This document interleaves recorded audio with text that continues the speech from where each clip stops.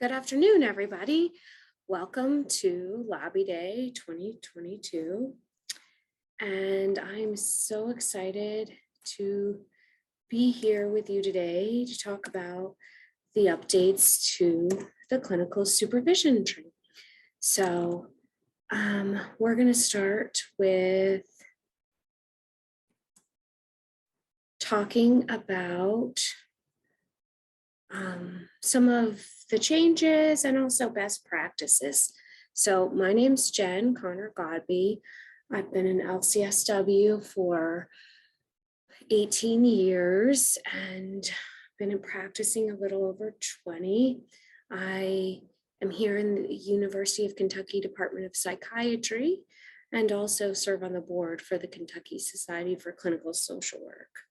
So I look forward to sharing with you today, and feel free, because this is not live, to email me your questions at a later date. So a little history of LCSW supervision.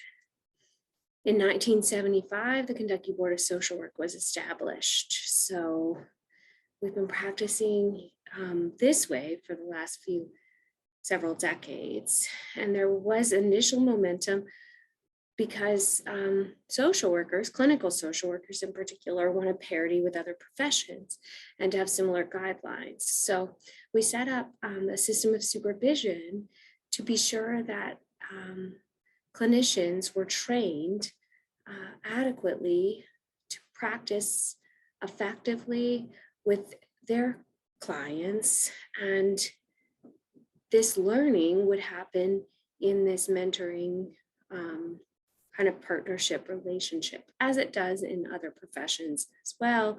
If you think about apprenticeships or residencies and those kinds of things in other professions. So the relationship with the LCSW and the supervisor and the CSW supervisee is really about where the professional development of the supervisee and his or her there providing clinical social work services to the best of their ability is the priority. The supervision guidelines were revised in the 1990s to include more training for supervisors and more detailed contracts. And then last summer, they were revised again. And so part of what we're doing today is go over that second set of revisions. The NASW and the ASWB have a set of best practice standards that I highly recommend you use as a resource to help you understand what's expected from this relationship. The Code of Ethics and the Model Social Work Practice Act are also foundation documents that can help you learn about what to expect from supervision. I'm guessing today you might be students or new supervisors listening to this. I hope I have experienced supervisors too, getting a refresh, as well as maybe interested people who want to think about what the practice of clinical social work and the support that they need would look like. So let's go over what it was before so we can tell the difference. The previous standards, so from the 90s to 2021, were the main difference is the number of hours. So it was 200 hours, 100 individual and 100 group. Also, this supervision period is a minimum of 2 years. That still exists. So the ASWB standard is that it is at least 2 years full-time postmaster's experience. The reason for that I just want to convey is so important is that getting that experience with regular supervision gives clinicians in training more opportunity to see a variety of mental health conditions, have a variety of clients, resolve ethical issues with the support of a supervisor. It's probably something that we overlook sometimes. This is not just the hours of supervision that need to be counted, but it's the time and the experience and the reflection of what you're doing during that time that is also important for this.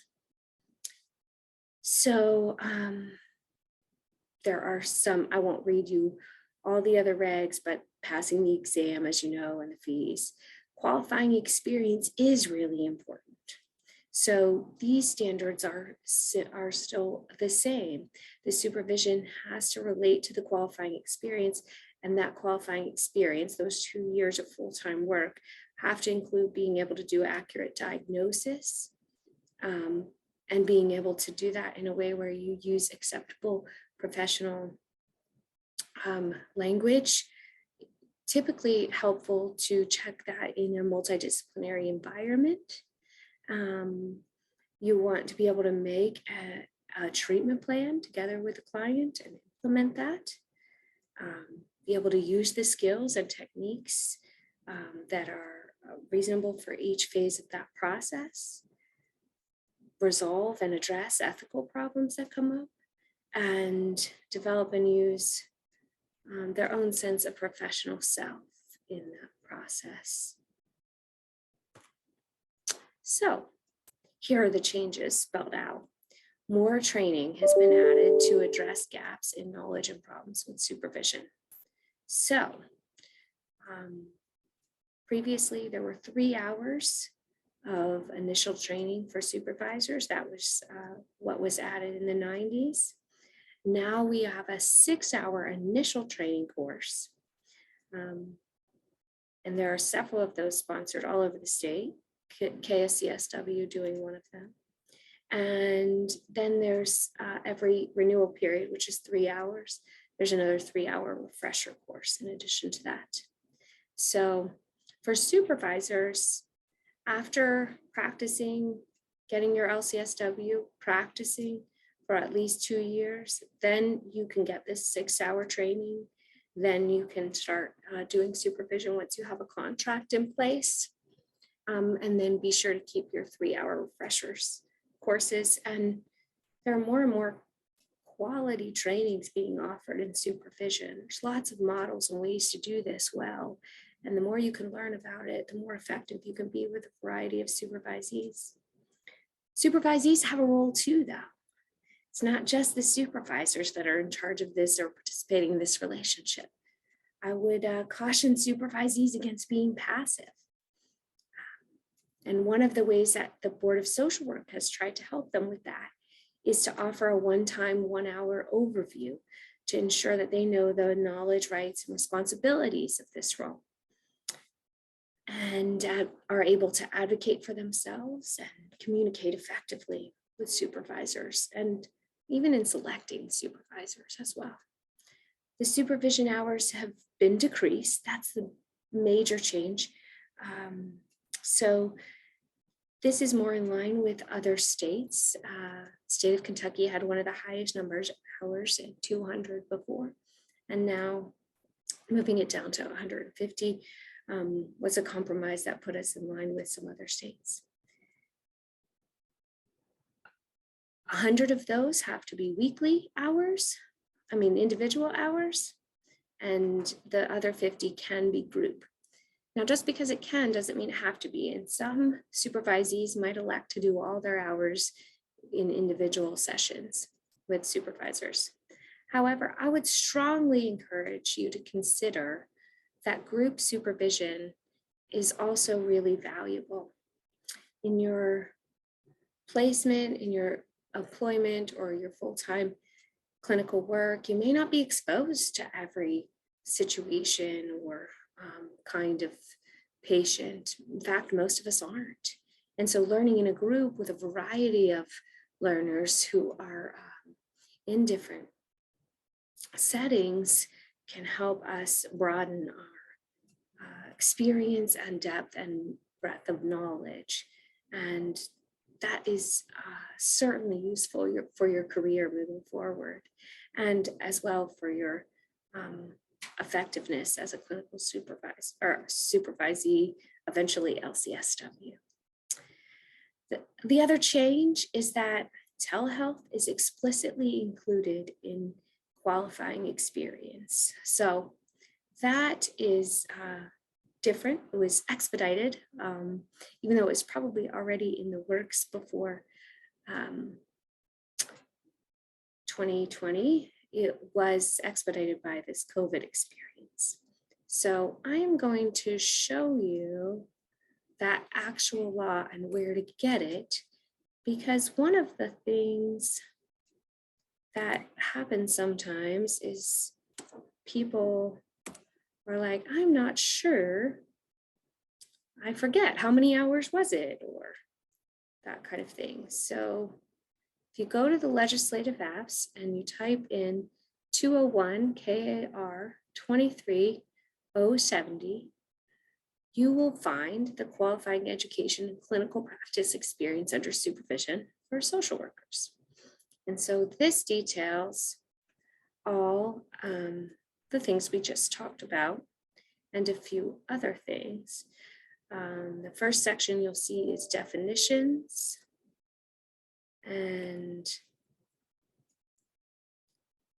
then you will also see some of the legal requirements. Here's the bit about the initial supervisory course,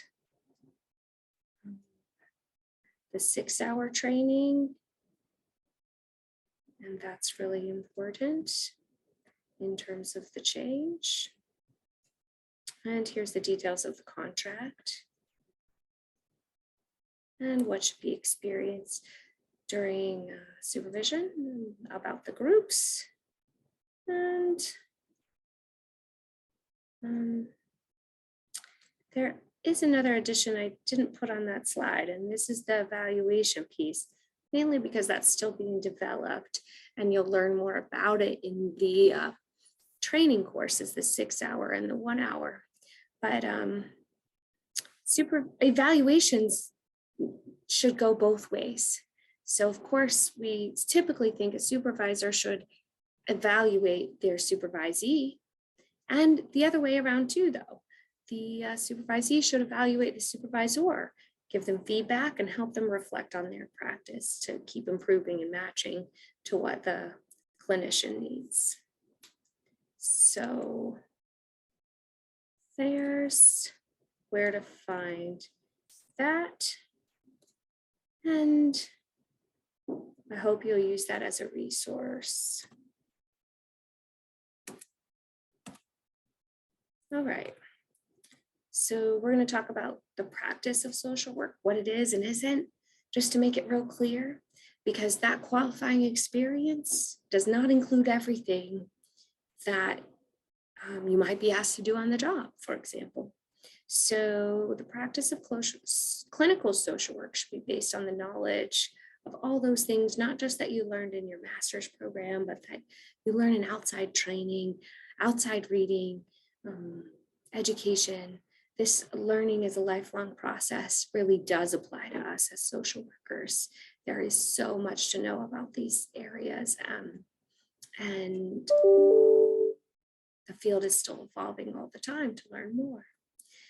So it is our responsibility when we move towards practicing clinical social work to be competent in these things. So individual, couples, families, group psychotherapy, other treatment modalities might be things like medication-assisted treatment, establishing a therapeutic relationship.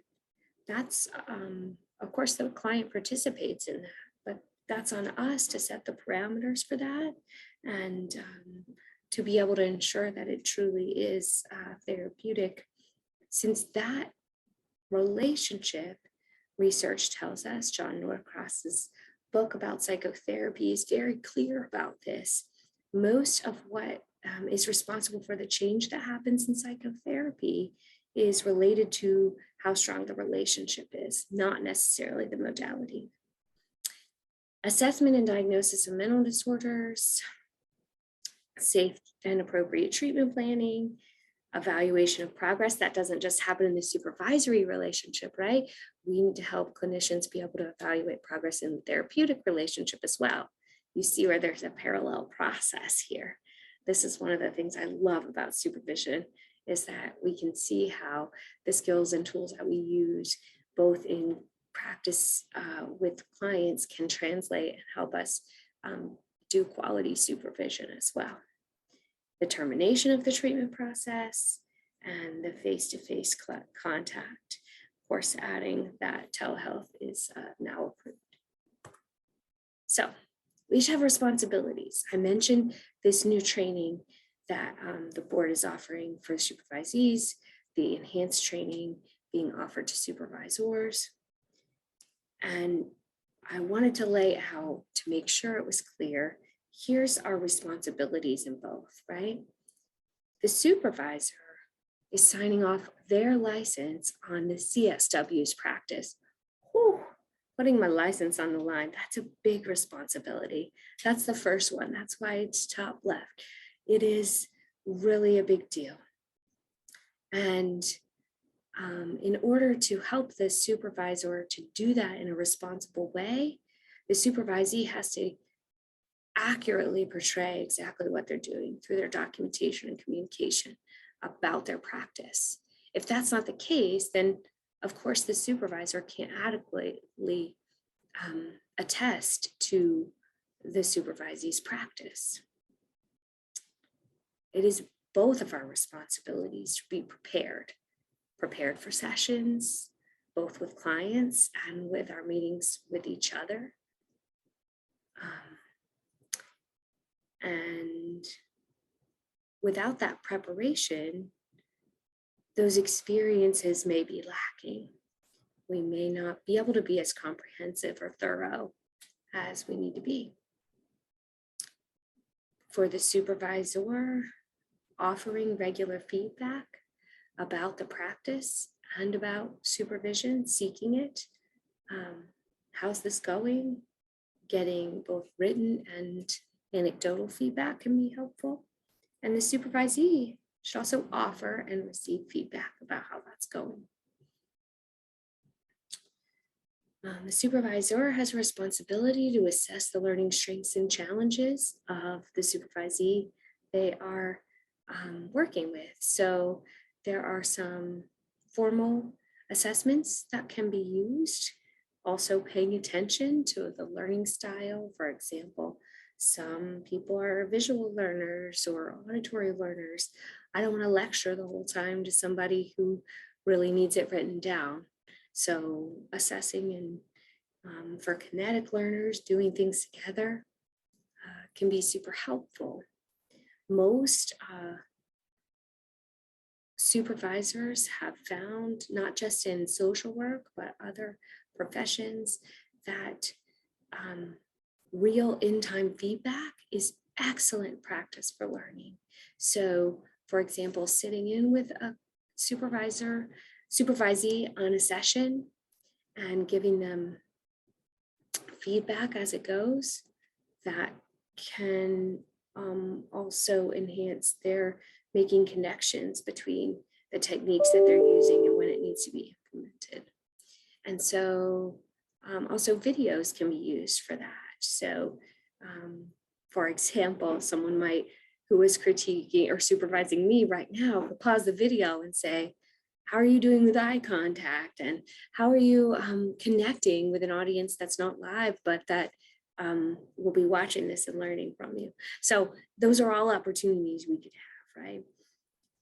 The supervisee's responsible is for implementing those learning objectives and goals, being able to follow through with those things that they talk about in weekly sessions and follow up with how they're doing on their goals, practicing and reporting back.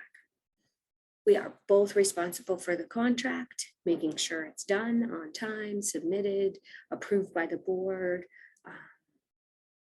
and that you contract not just with your supervisor of record, but if you ever have an additional supervisor for a group, or like somebody has to take a leave, then those contracts need to be updated. The supervisor has to do the 6-hour training, on supervision plus consultation or additional training as needed. So one of the things we talk about in that 6-hour training is that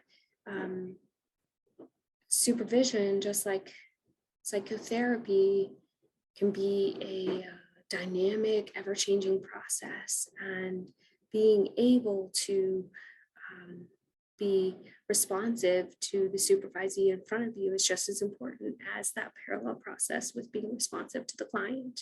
So getting additional training and help, consulting with peers can be ways to help improve your supervision practice. And then, of course, the supervisee has the responsibility to do their own 1-hour training. So here are my recommendations.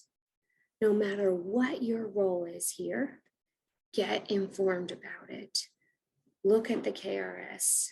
Take notes while you do it. A very smart lawyer recently told me that's the best way to read some of these regulations, because it's really hard for our brain to process some of all that legalese. So take some notes as you work through these things. Get informed about it and look at the resources that are available to you. So school is just a start, not a finish. Be responsible for your own professional development. Hopefully your master's degree is a jumping off place that helps you start to be curious about what the world has to offer in our profession. However, from here, it's your job to seek that out. There are so many resources, so many professional associations, certifications in different models, support for supervision and consultation, that there's no reason not for us to lean on each other, because we see and do some of the hardest work in the world. We see patients with complex problems and difficult situations that are very, very hard for them to see their way out of. That's why they're coming to us. So we have a responsibility to make sure that we're trained and we learn everything we possibly can to help the people we serve. Also, documentation. No matter what you're doing, whether it's therapy or supervision, hopefully both, you keep a log, you keep documentation of the hours that you're doing, when you're meeting with your supervisor, what you talked about each day. You can do that with an old paper and pencil if you need to, or online, or your supervisors. There are a plethora of new forms and documents you can use to help you track your goals in supervision. But for the supervisee, make sure you have that log of those hours. We live in an unpredictable world and we don't know what's going to happen. We have to take responsibility and plan ahead. Also, plan for additional specialty training. Your supervisor might have a good idea what would be a good match for the kind of clients that you see. It's really important to get good at what you're doing, and you can dig into that by getting specialty training. Make sure you understand your roles and responsibilities as a supervisor, clinically, administratively, as a supportive person in their lives, taking on that role, helping with professional development and the responsibility both parties have. And the LCSW supervisor is also a mentor and a consultant to help with some of those ethical dilemmas and difficult cases as you work through all the other requirements for supervision. There are differences between states, and you can at this time only practice or supervise in a state where you are licensed. While there are many proposals for reciprocity at this time, in February 2022, that is not approved yet. So make sure that you are practicing and have a supervisor in a state where they have a license and you have a certification. If you have troubles with your supervisor or supervisee, always approach them first. ask for help, and be specific about the problem. Oftentimes, just like with other relationships, there can be misattunements, there can be difficulties in terms of expectations not being met. We want to use the same skills we use for effective communication and resolving and negotiating differences with other professionals in our supervisee relationship. So I'm going to go through a few of these resources and references and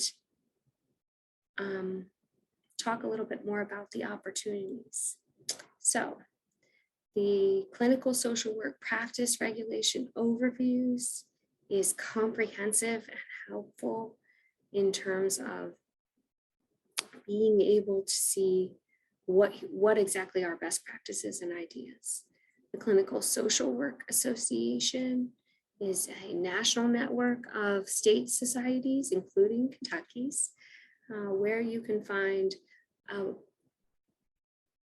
really great resources, connections, support, advocacy efforts.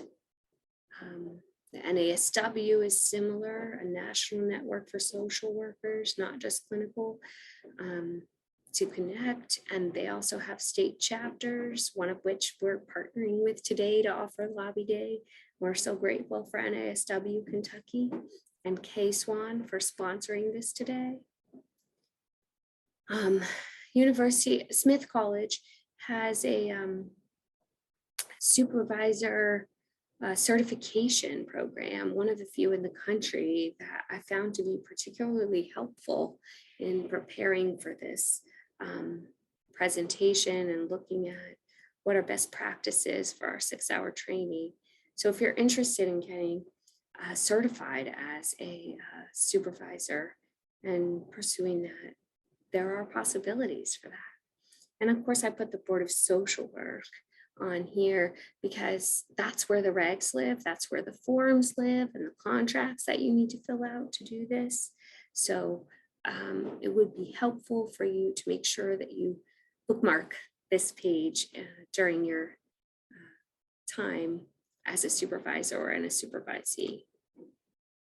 Okay. And then the last thing I want to show you is that the Kentucky Society for Clinical Social Work has new resources for supervisors and supervisees.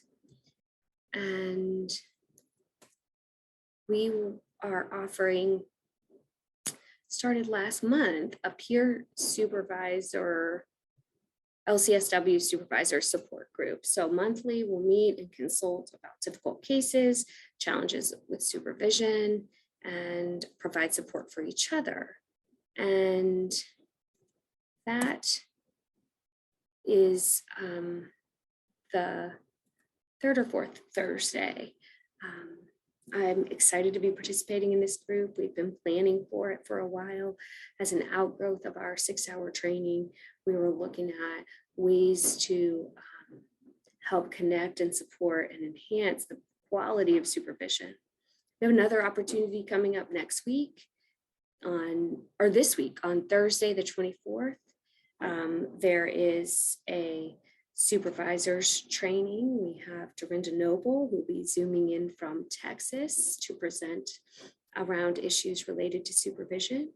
So go to www.KSCSW.org to check out our trainings, the peer supervisor support group, and also the upcoming training around supervision. We know that getting your master's degree is a start. Getting connected and informed is important.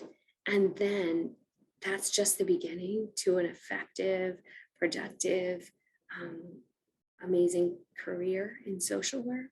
And as an ambassador for KSCSW, I would like to invite you to join us and be a member. The networking that we offer and being able to participate in quality trainings, connect with other social workers, and share our knowledge as we support each other in this hard, important work. It has been invaluable for me, and I'd love to share that with you too today. So please go to our website, sign up for book clubs or trainings. I hope to see you on Thursday at the supervisor training, and I hope we have a wonderful lobby day today.